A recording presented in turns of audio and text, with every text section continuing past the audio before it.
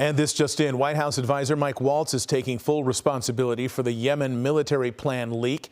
He says the White House is moving forward. ABC's Perry Russum has the latest from Washington, D.C.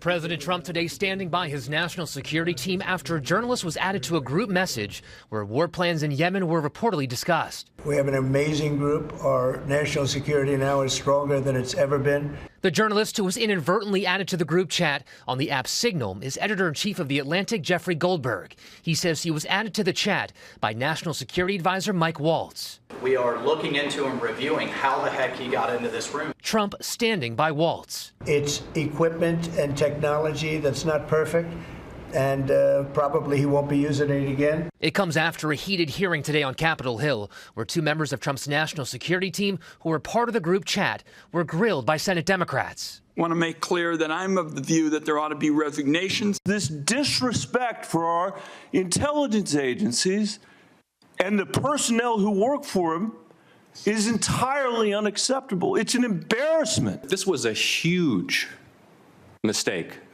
correct? No. CIA Director John Ratcliffe and Director of National Intelligence Tulsi Gabbard were just two of the high-level Trump cabinet members involved in the stunning lapse of national security. These conversations usually happen in a secure setting approved by the government, not Signal. There is confusion over whether or not war plans were discussed. Goldberg says Secretary of Defense Pete Hegseth texted them. Weapons systems and packages and timing and weather in Yemen and all kinds of information about sequencing of particular events. The White House and Hegseth say that's not true. Nobody was texting war plans, and that's all I have to say about that. Gabbard today says no classified information was in the chat. She says military targets were discussed. I believe there was discussion around targets in general. Any mention of any military unit whatsoever?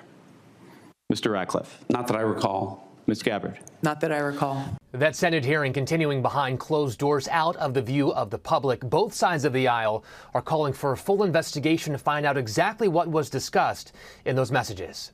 Perry Russum, ABC News, Washington.